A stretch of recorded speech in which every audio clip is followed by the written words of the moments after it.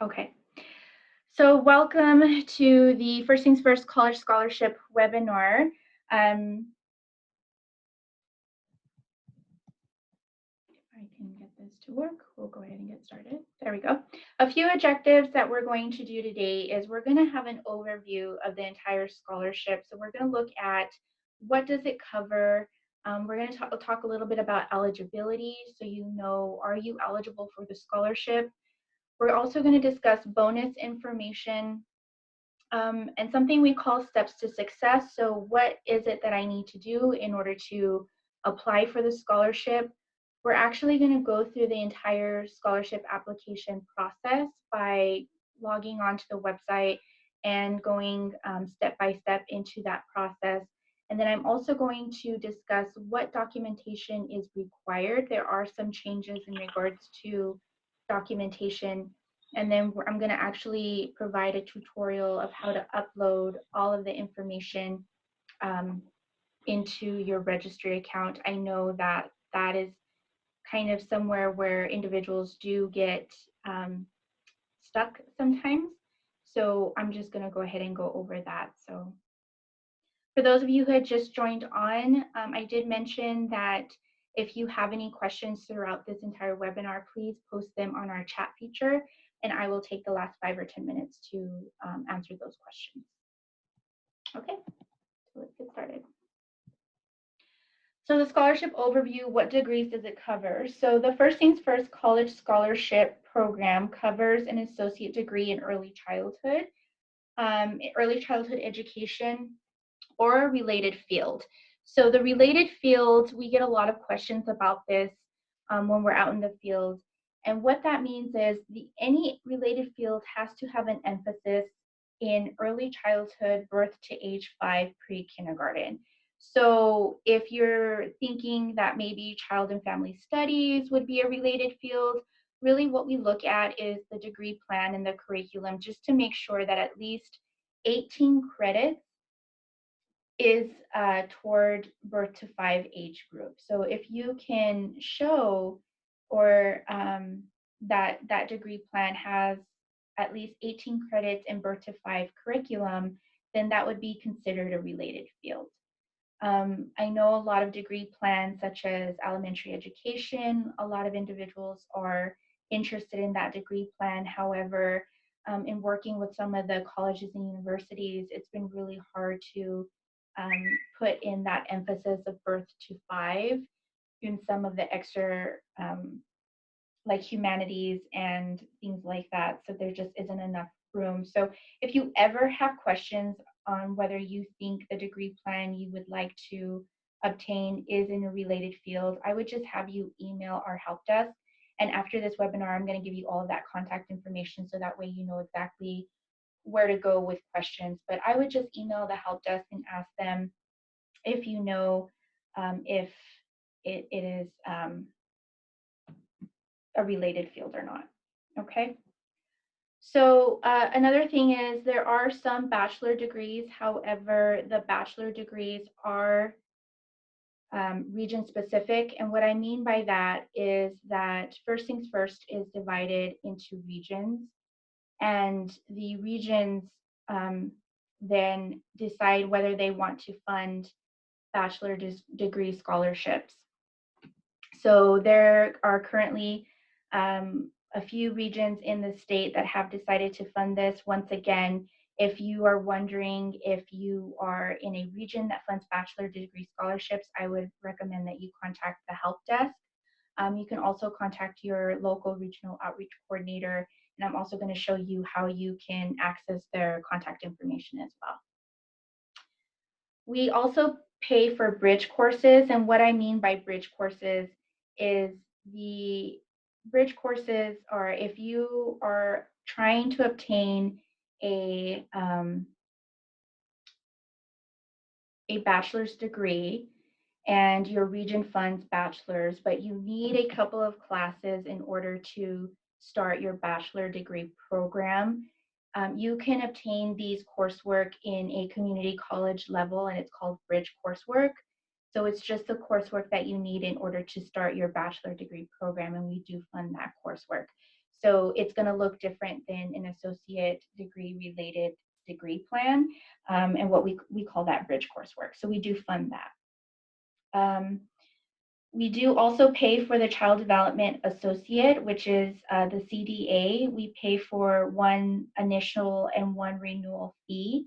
That is a really great opportunity, especially if you're starting out in the field and you are getting your CDA. This assessment fee is over $400, so we will pay for that initial and one-time renewal. A couple of questions that we have received out in the field is if we'll pay for multiple different types of CDAs. So I know that there's an infant toddler, there's a preschool, there's a home visitor CDA. So we're only able to pay for one of those. So you can't get a CDA in a preschool and then have us pay for one for infant toddler and then one for home visiting. We're only able to pay for one, okay, and then one-time renewal.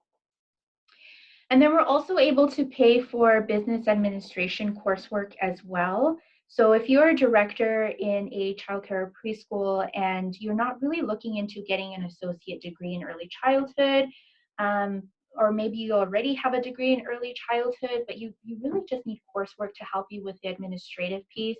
So you want to take some administrative classes like business administration, things like that. We will also help pay for that coursework as well. The whole goal behind this scholarship is to make you as successful as possible in whatever position or role that you are in. Okay. So what do we pay? We pay for tuition, fees, and books. On the associate degree level, we pay for full tuition, fees, and books toward any college or university institution of your choice here in Arizona. There are some institutions that we do have partnerships with. However, some of the online colleges, if you do decide to attend those, if they cost more than the tuition rate for Arizona State University, there may be some out-of-pocket costs. So if anything costs more than what Arizona State University tuition would cost, just know that there may be out-of-pocket for you. So I never really like to say that we pay for full tuition, fees, and books. It's just know that if that tuition is higher than ASU, then there may be out-of-pocket. We are the payer of last resort. So if you have any Pell that you qualify for or any other scholarships, then whatever is left that you are invoiced for, then we are the payer of last resort. So we will cover any of those additional fees and tuition. So what I like to tell students is apply for what you can. You definitely have to apply for FAFSA. That is one of the requirements. But you don't have to do any of the guesswork. We do the guesswork for you, so you can actually apply for FAFSA and the scholarship all in the same day. And whatever FAFSA doesn't cover, then your college or university will invoice us for the remainder of the cost. So you don't have to worry about waiting to see if you're approved or denied for FAFSA. We'll go ahead and cover whatever it doesn't pay for. Okay. I also encourage students to apply for the scholarship even if they think they're going to be awarded Pell, because sometimes Pell doesn't pay for books, sometimes it doesn't pay for the fees, and the scholarship would cover the books and the fees even if Pell covered all of your tuition. So it's just good to just be covered in all respects. So, and like I said, we do all of that guesswork for you. So there would be no need to wait on any of that. The minimum credit hours is 3 credit hours per semester. So, you don't have to be a full-time student. I know one of the things is a lot of people are worried that they have to be enrolled in school first time, full time. I know, and First Things First is also aware that the workforce is employed full time, and some of you have multiple jobs as well. So it's really important that you understand that you can be enrolled in school part-time and also work part-time as well. So minimum is 3 credit hours. We also understand that there will be times when if you're obtaining your associate degree, that maybe the course is only 1 credit, and let's say that that is your last course that you need in order to graduate, we will definitely pay for that 1 credit course. So we definitely look at this for a case-to-case basis, so no need to worry there. The maximum credit hours is 24 credit hours per year. So we look at that academic year, so fall through spring semester, especially in regards to our bachelor degree scholars. So if you're currently enrolled in a bachelor's degree program, that actually may be less because bachelor degrees are more costly than the associate levels are. So it may be between 12 to 24 credits that we may be able to pay for. So are you eligible? Anyone working with children birth to 5, pre-kindergarten age, so they have to be, so they can't be in kindergarten yet, so childcare, preschool, or working on behalf of children. So if you work in a home visiting program, things like that, if you are a director, so you're not necessarily working in the classroom with children, but you're working on behalf of children, you will qualify for that. Or you can volunteer at least 15 hours a month in a regulated or licensed facility. CTE students, we do permit 12 hours for CTE students. So that stands for Career and Technical Education. And those are students that are currently in high school and they're taking their career and technical education coursework to get their CDA in early childhood. But you can volunteer at least 15 hours a month. So if you know of a regulated preschool or Head Start, if you can volunteer, you can qualify for that eligibility requirement. Minimum age as defined by the college or university. So I think that's 14. So as long as you're of that age, you should meet that requirement. Also earning $20 or less an hour. So we only look at your income. You do have to apply for FAFSA, keep in mind, and so FAFSA requires you to put in your entire household income. However, with the scholarship, we only look at your income. So what you put in your registry account, that is what we look at when we qualify you for a scholarship. So if your husband or your spouse or your wife is earning more than that, we don't look at that. So if FAFSA, Pell says, no, your household income makes too much, you're not approved for Pell, no need to worry, the scholarship will cover you as long as you meet all of these eligibility requirements. You do have to be enrolled in the registry. The registry is a free account. In order for you to have registered for this training, you need the registry account, so you already have that down. You have to be an Arizona resident and lawful presence in the United States, so you don't necessarily have to be a citizen, but you do have to demonstrate that you are in the country lawfully.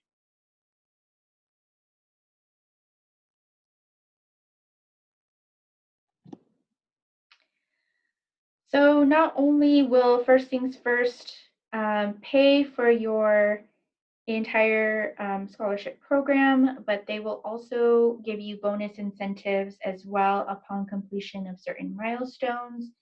Um, so bonuses, you can apply for 1 time a year.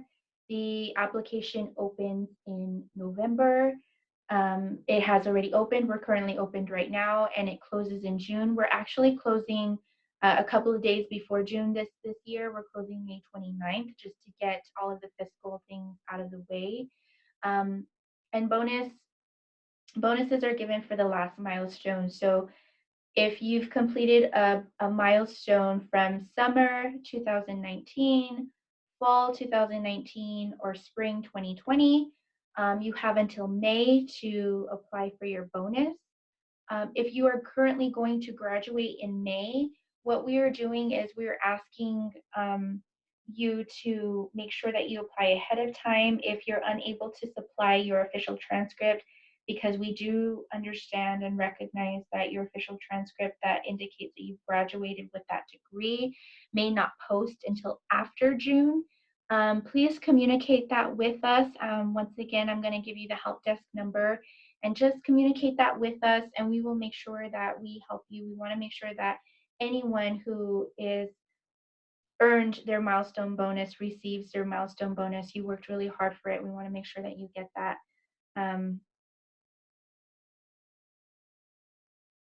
So yeah, so just make sure that you're communicating all of that with us.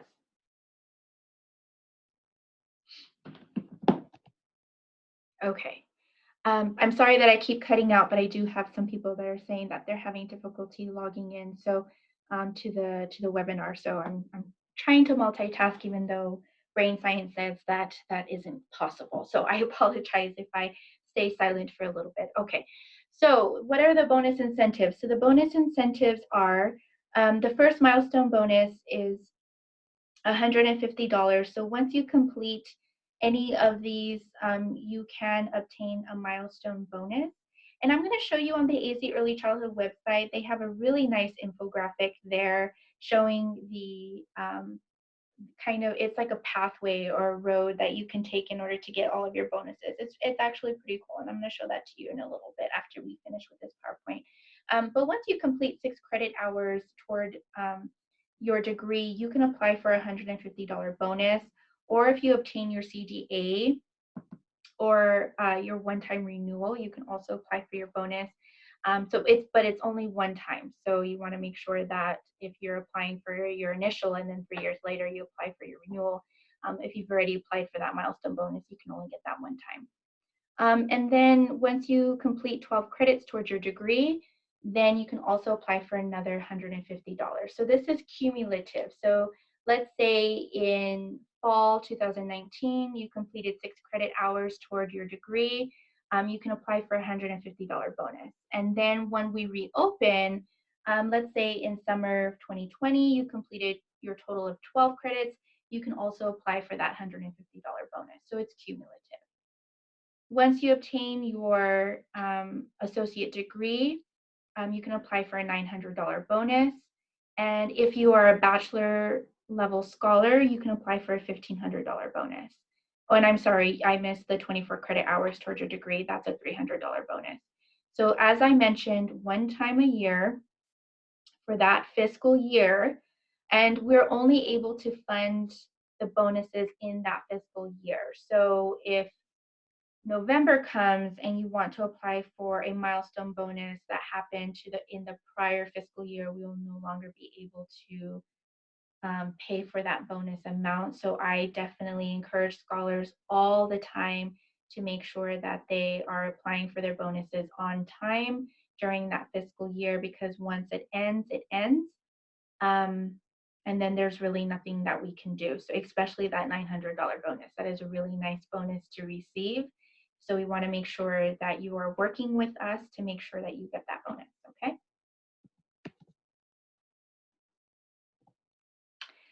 So these are the steps to success. So what is the first thing that you need to do? Well, obviously you need to create a registry account. Then you need to choose the college or university that you would like to attend. We always tell scholars this. We get these questions all the time. It's like, okay, I heard about this scholarship. What do I need to do? So the second thing is, what college or university do you want to attend? Then you would need to apply for the free financial aid, FAFSA. If you're a CTE student, you don't have to worry about this requirement. CTE students are not required to apply for FAFSA. Then you would need to meet with an education advisor to help develop an education plan. We want to make sure that you're constantly and continuously talking to an advisor. We've seen several times we've helped students who've had 100 credits and no degree. We want someone to be able to help you throughout your entire degree so you know exactly what you need to do to be successful and to graduate. So that is our whole goal, and our whole intent is to fund and to have graduates. So we are constantly asking you every semester for an education plan to make sure that you know that you are on the right path toward graduation. Then you'll need to complete the online scholarship application located in your registry account. And after today, you'll know exactly how to do that. Then you will upload all of your documents into your registry.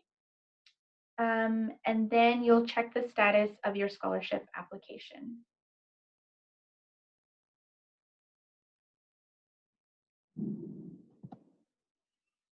So these are the required documents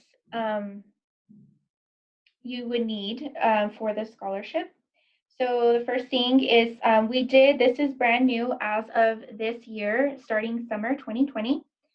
Before we were requiring this all the times, but we wanted to lessen the amount of documentation for everyone. So for initial scholars, and what that means is if you're a first-time applicant, you've never applied for the scholarship before, we would need proof of your FAFSA application. So typically when you apply for FAFSA, you'll get a confirmation screen stating that the process has been completed. You'll also receive an email from studentaid.gov letting you know that the process is complete. We need either that confirmation screen, so you can screenshot that, save that, upload it, or a copy of that email. Then we need your unofficial transcripts. If you've never attended college before, we'll just need your high school transcripts. Your education plan. So this is what I talked about, you meeting with your education advisor, sitting down with him or her and getting a copy of that plan. Statement of lawful presence form, which you can find in your registry account under resource documents. A copy of your identification form. So there's a list on the statement of lawful presence form. So an example would be your driver's license, a copy of that front or back, a copy of your passport, a copy of your birth certificate. So there's a variety of different forms of identification that we will accept, and the whole list is on that statement of lawful presence form. And a copy of any fees or book costs. This isn't a requirement, but we strongly encourage it. It really helps us when we send the vouchers to the bookstore and to the college university. If you are a continuing scholar, and what I mean by continuing scholar is if this is your second time for applying for the scholarship, so even if you've applied 3 years ago and you're applying again, or let's say you were a scholar 2 years ago and you took a year off, that is okay. You're still considered a continuing scholar because we have approved your scholarship in the past, so we should have some of that documentation already on file. So if you're a continuing scholar, we do need proof of your FAFSA application only one time a year. So if you submitted it last semester and it is still considered a recent copy and is still valid, then we don't need it again. We still need your unofficial transcripts, your education plan, and the copy of fees and books. So you'll see that we are really trying to minimize the amount of required documents that we need every semester. So typically, if you meet with your advisor, you can get a copy of your unofficial transcripts and your education plan and a copy of your fees and books. And you can get your FAFSA application already online. So this really minimizes the amount of printing, scanning, uploading. So that was kind of our intent for that. So if you're applying for your CDA, the requirements for documentation is a little bit different. It really is minimized for that. So we do need a copy of your statement of lawful presence form and a form of identification. So this can be your driver's license front and back or any of the other acceptable forms of identification listed on that statement of lawful presence. We also need your council customer ID number.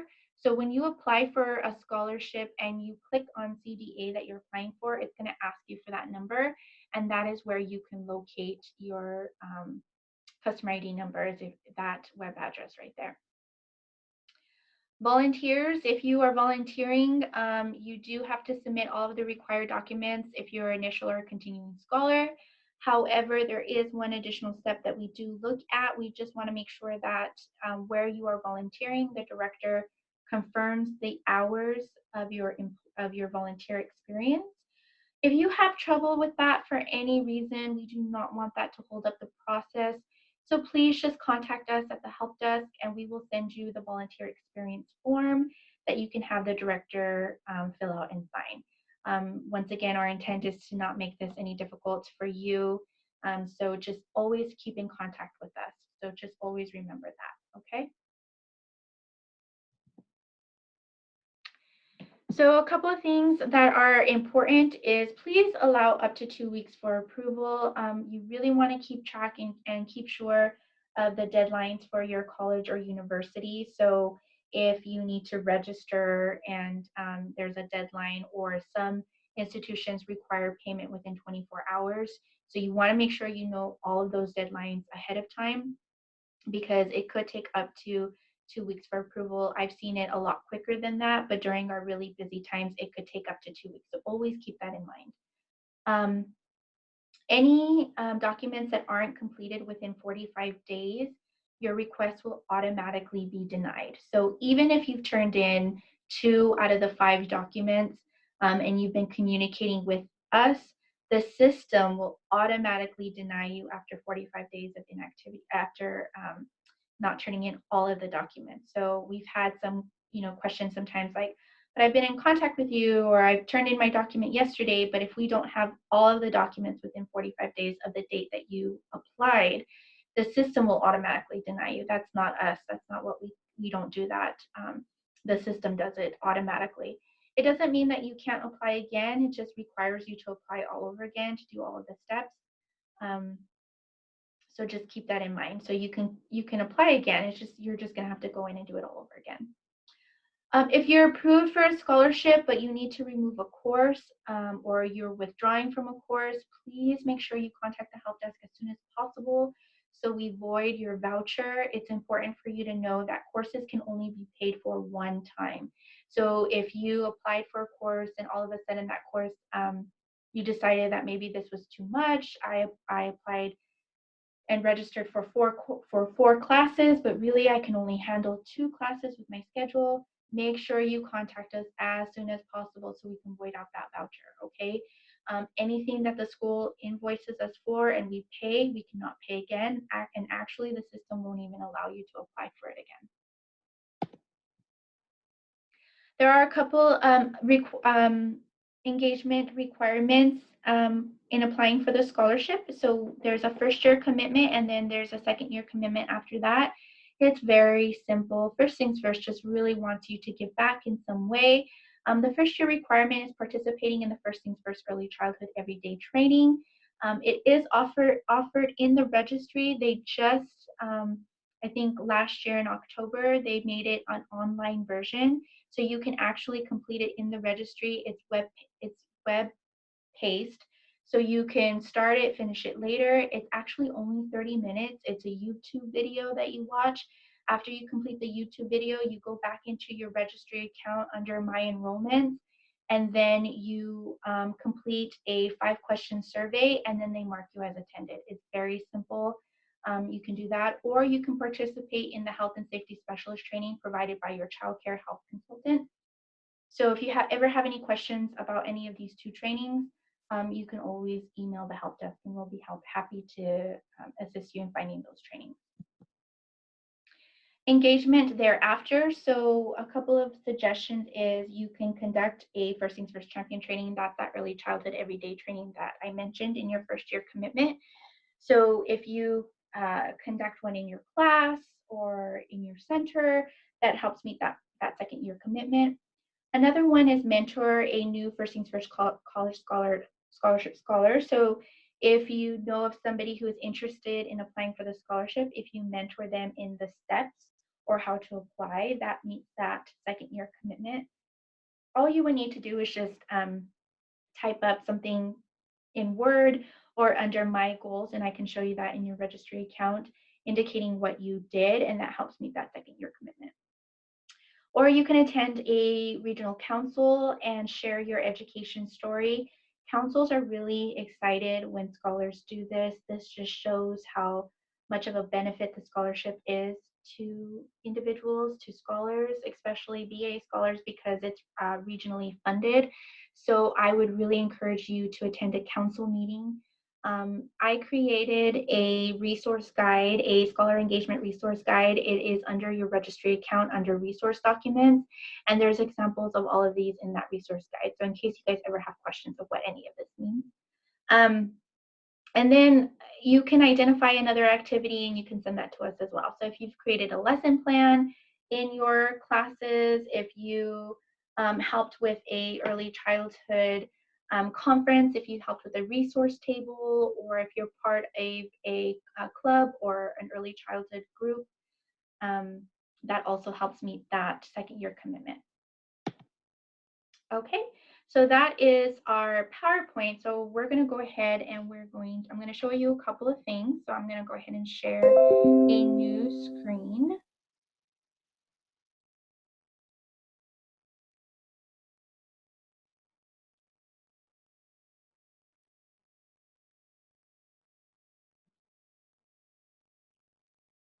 Okay, so this is the azearlychildhood.org website that I was talking about. There's a lot of great information on here.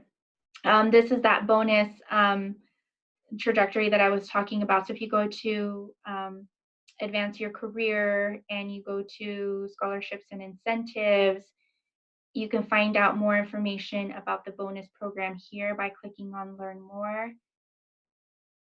And there's that nice little visual that I was talking about. So it shows all of the different bonuses that you're able to apply for. I also wanted to show you under resources, the registry outreach coordinators. So if you click on resources and then registry outreach coordinators, these are all of your go-to people. So it lists all of the areas that they serve, their contact information. So this is actually their work phone number and their email address, and then a little short bio. So every region in the state, and that's me right there, every region in the state is covered. So if you ever have any questions and you can't get through the help desk right now, one of the other things that I did want to mention is currently our help desk. We are all working remotely, even our help desk. So if you have questions, send emails, and you can also send phone calls to the help desk, and they will contact you within 24 to 48 hours. So we're just asking you all for your patience as we move through all of this as well. Okay. So to access the registry, you would just click here and you can access it from the home page. And any page you're in, you can always access the registry. So I'm going to go ahead and I'm going to log in.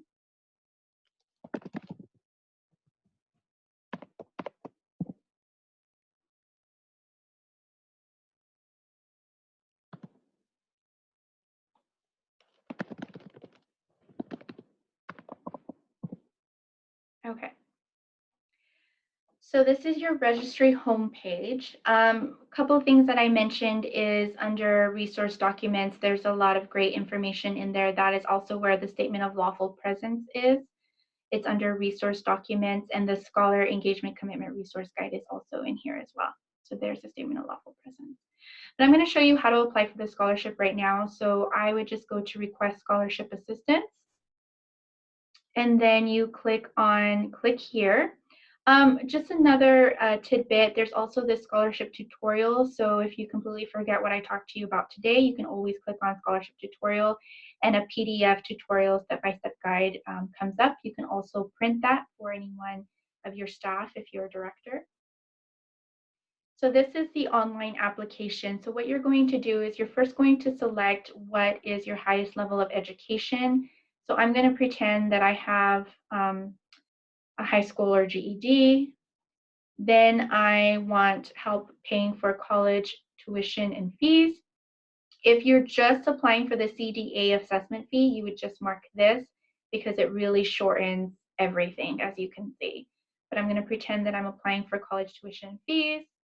I'm applying for associate degree. So when it's asking me what the scholarship is helping me to attain, you want to make sure what degree program you're currently in, not your ultimate goal, but what degree program you're currently in. So that would be associate degree. Then this is where your education plan comes in handy because you're going to need the course code, and you want to make sure that the course code, course credits, and title all match what's on your education plan, because we have every course you can possibly think of in early childhood throughout the state for every college and university. So you want to make sure.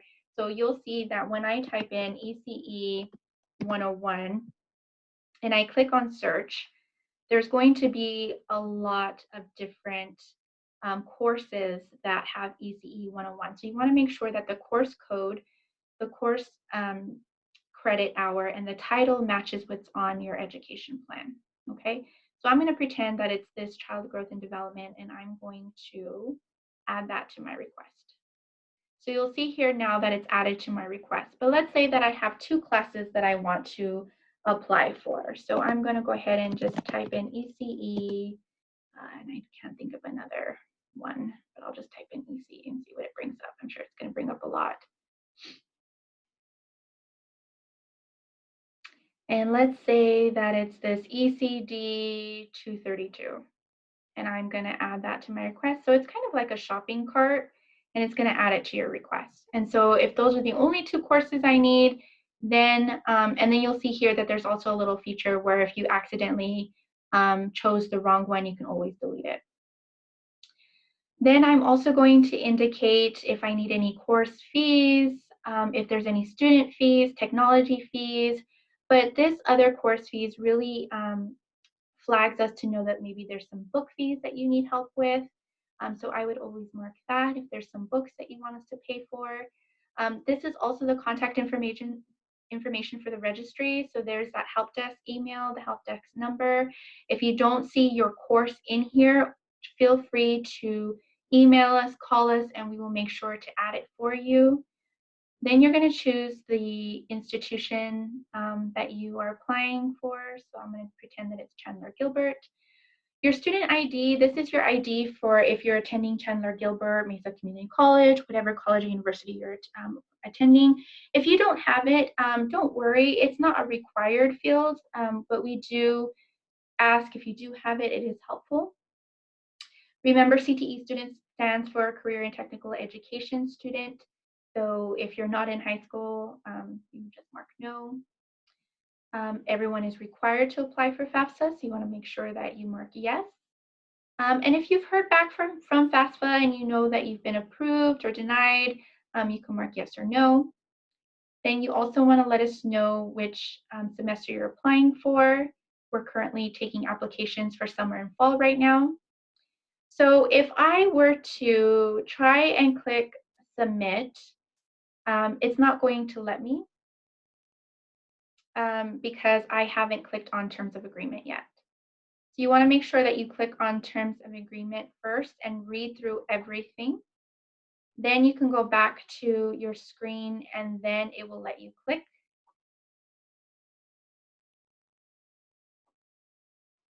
But I'm not going to submit the request because I'm not actually applying for the scholarship, so I don't want to flag that. But once you click submit, then you can upload your documents, and I'm going to show you how to do that. But really quick before I do that, I wanted to show you that if you click this where it says here, it's actually going to show you all of the documents that you need again. So there's really no guesswork. If you forget everything that I told you today, you can always click on there and it'll show you all of the documents, okay? So that is how you apply for an associate degree scholarship. It's the same for bachelor's, it's the same for bridge coursework. All of that is the same, nothing changes. The CDA, as I mentioned, is a little bit different. Excuse me. It takes off a lot of the fields. So it asks you, is it an initial? Is it a renewal?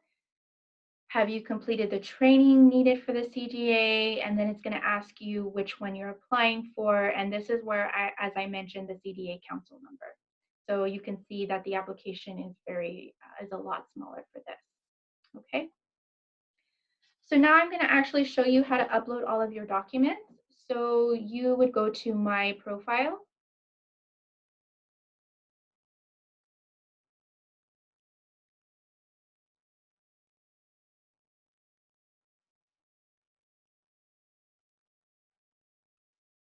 Okay, I have a few people telling me that my screen is blurry, so I do apologize for that.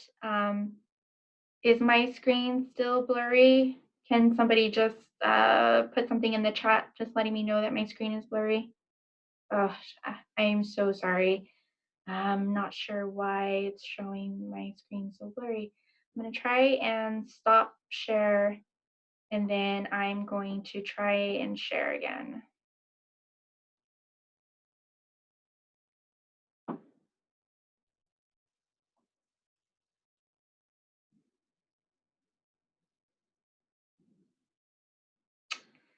I am so, so sorry. Is it at least legible? I'm going to tell you what I'm also going to do as well is I'm going to create a video of everything that we're talking about right now.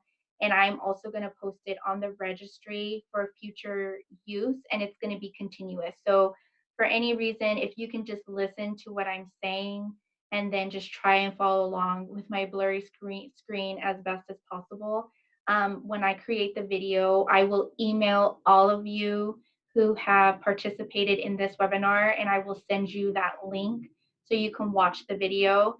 I do apologize. I am so sorry. I don't know why it's blurry. It's not blurry on my screen. So I really don't know. But like I mentioned, I will definitely send you a link to a video that I will create. But if you can just at least just still kind of follow along as to what I'm saying. So I'm here in my profile. Maybe if I zoom a little bit. Okay, so I'm zooming a little bit. And I'm going to go click on where it says upload new file. So there's a drop down menu here. So everything in this list is not required for your scholarship approval. Okay, so just remember the list that I told you. So I'm going to pretend that I'm going to upload a document. So one of the things that I do know is that an education plan is required. So I'm going to click on that, and then I'm going to click on choose file. And I'm going to go to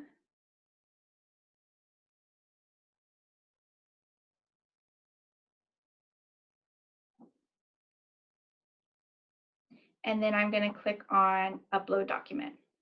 Okay. So I'm going to do this for all of the documents that I need.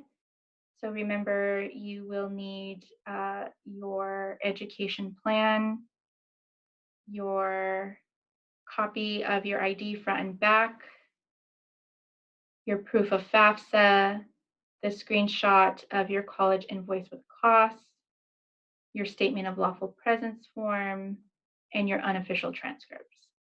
So you're going to do that individually for every document you need. You're going to upload them individually. Okay, so you can't just scan everything in at the same time and then upload it all in one complete file. You have to do it all individually. These are the type of files that are accepted. So you want to make sure that you're paying attention also to the file size as well as the different types of files. Okay, so if you keep getting an error message, this may be one of the reasons why. But once again, if you have trouble, just always make sure that you contact us at the help desk and we'd be happy to help you. Okay, then once you upload all of your documents, then you are going to go to, you can always check the status of your scholarship by going to my scholarship request. And you'll see the date that you requested it, the type of a scholarship you applied for, which semester, and the status. And this is a nice little key box that shows you what each of those mean. So if you see that your status is currently on hold, it means that all of your documents have been uploaded and they're just waiting to be reviewed or pulled by the admin home. If it shows that it's pending, it means that we pulled your information, but we're currently reviewing it and there may be some missing documents, so you can always contact us to find out. If your request says that it's processing, it means that we received all your documents and it's in the final review stages and will either be approved or denied. Okay, so that's what that means. So also while you're in your registry account, another way that you can find the help desk number is down here as well. So here's our phone number, and our info at the arizonaregistry.org is the help desk email. always, always, always feel free to give us a call or email us. We'll help walk you through the process. Um,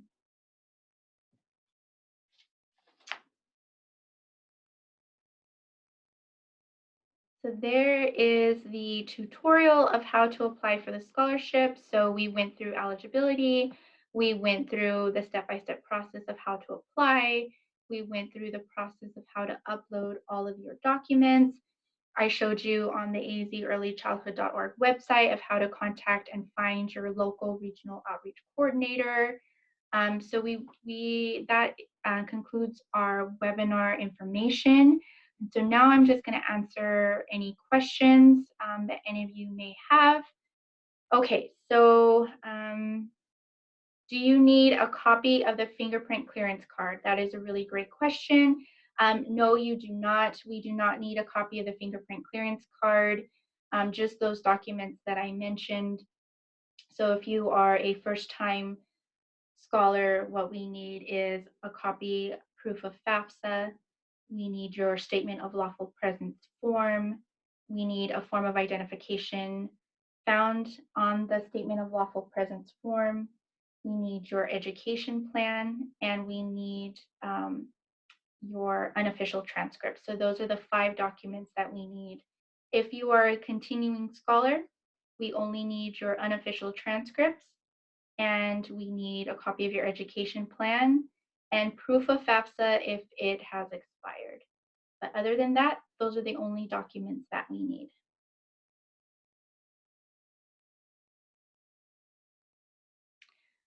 Okay, so I see that Lynn, you have a question. If you can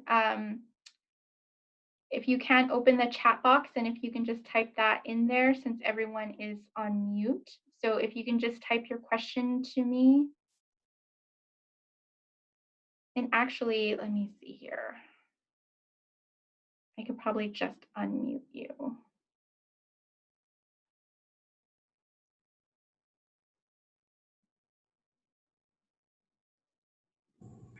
Okay, so what I did was I went ahead and I unmuted all of you since there's only 6 participants rather than 29.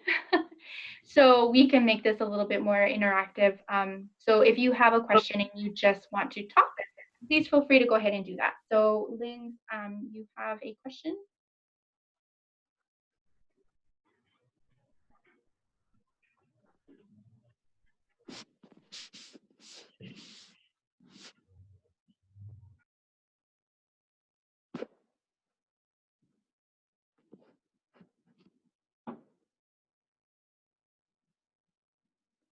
Okay.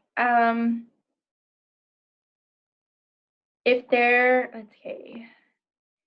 I have another question. If you are a continuing student but have not applied before, how do you apply? Okay, great question. So if you, let's say that my name's Veronica, I've been a student with Mesa Community College for the last year, but I've never applied for the scholarship. So what you would do then, or what I would do, is I would just complete the steps of an initial scholar. So number 1 is you would just follow those steps to success. So number 1, you want to make sure you have a registry account. If you already have that, that's great. Then number 2, you would meet with your advisor. So if you're already a student at Mesa Community College, you should already have an education plan. Then number 3, what you would do is you would apply online in your registry account under request scholarship assistance. And then you would apply right there. So as long as you meet all of those 6 eligibility requirements, you would qualify for the scholarship. So that's also another thing that I do want to mention, is that this is not a competitive scholarship. So we don't just have like 100 scholarships that we give out throughout the state. We have a pool of funding. So if you meet all 6 eligibility requirements and you complete the scholarship application and you submit all of your documents and it's completed, you will be approved for the scholarship. So I do apologize for the person who did get the runaround for this scholarship when they were applying for GCU. I really, really do apologize for that. What I'm going to do is you have the help desk number, and I don't know if you've ever gotten the runaround from the help desk or whoever it was. I really do apologize. I'm going to send out a personal email to all of you who participated in this webinar. You will have my email address and my contact information, but you can also find me on that azearlychildhood.org website. My name is Veronica. Please feel free to email me personally. I am the program manager here for the scholarship. So I would be very much happy to help you and then also direct you to your regional coordinator. There are 7, and they are absolutely wonderful. They will even meet you at a Starbucks. They will meet you at your center, at your preschool, and they will sit with you. They will bring scanners. They will bring their computer, and they will sit with you one-on-one, and they will help walk you through the entire process. They were absolutely amazing. And I am very much also happy to help as well. So so keep a lookout for that email from me. I'll probably do it Monday. I'm off tomorrow, so I'll probably do that Monday. So look at email out for me, but you can also find me on azearlychildhood.org. And like I said, I'm also going to do a online version that I'll post on the registry. So I have another question that says, I work with childcare providers. I was wondering if you have any printout or flyers that I can print for providers, specifically application process and requirements. Um, we have a scholarship flyer, we have a registry flyer. The only thing that we do have in regards to the process is we do have a checklist, and we just were in the process of updating that checklist on Monday since the requirements have changed for scholars. And we can make sure that we get that out to everyone. And the checklist is basically everything that I went over today. It talks about the steps to success, the first step, second step, what you need to do, how to upload documents. So we can make sure that we get that out to providers. We just started a kind of a web email chain that we sent out to all registry members. So what we can even do is we can even send that checklist out to registry members for those who are interested to the scholarship. So that's a really great suggestion. So we can do that, no problem. Also, another thing that we can also do is the tutorial as well. So the scholarship tutorial is also great. Also, I'm going to show you guys really briefly as well. Let me share my screen again. Go to a new share. So I'm going to go to, all right. So if you go back to azearlychildhood.org, I just want to show you guys this really quick. So if you go to resources, and you go to video resources, there are a lot of videos. There's a scholarship video, there's a registry video, there's instructor tools video, there's sponsoring agency videos, there's all of these step-by-step videos to your disposal. So I would also suggest that you use those videos as well, okay? Let me just finish. Okay. I'm applying for the Navajo Nation Scholarship. Is the application process the same? Is there anything additional for the Navajo Nation program? Great question. So I'm assuming that this is a bachelor level scholarship. So with bachelor level scholarship, everything is exactly the same. You would apply just like you would in your registry account. The only difference is that when you on your application, you want to make sure that you put bachelor degree instead of associate. Other than that, documents are the same. How to upload is the same. Eligibility requirements are the same. Yep. Great questions, everyone.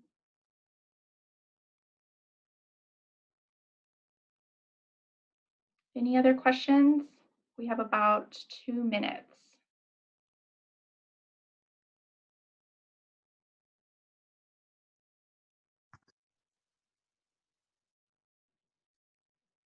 So if you start with an associate degree and you want to continue on with a bachelor level degree, you just want to make sure that the region funds bachelor degrees. So like I mentioned, you can always check with the help desk and just say, hey, I live in Chandler and I want to see if first things first regional council funds bachelor degrees, and I work in Chandler.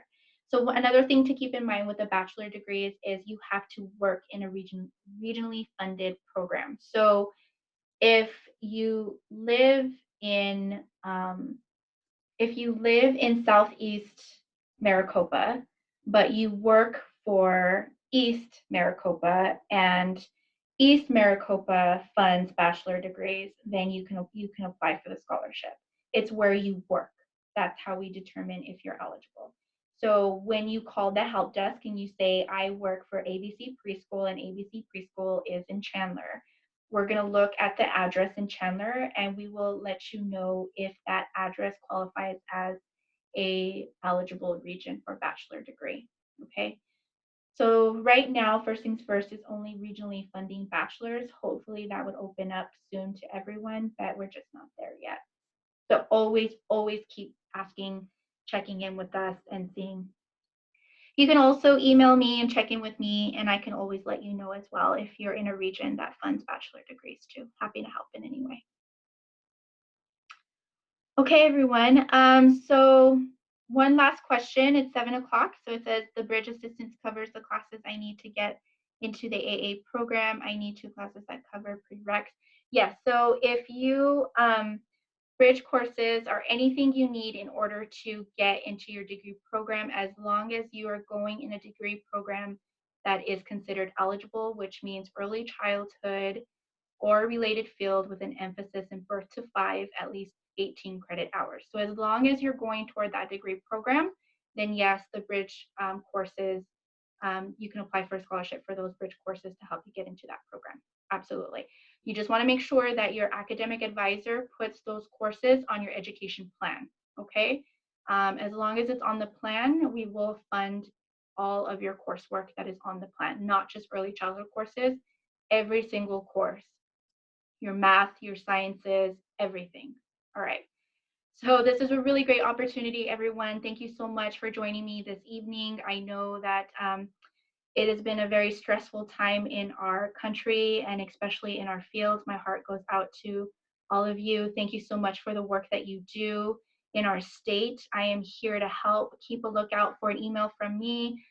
Feel free to communicate with me back and forth. I'm, always here as well. You guys have a good night, and we will, and I'll talk to all of you soon. Good night, everyone.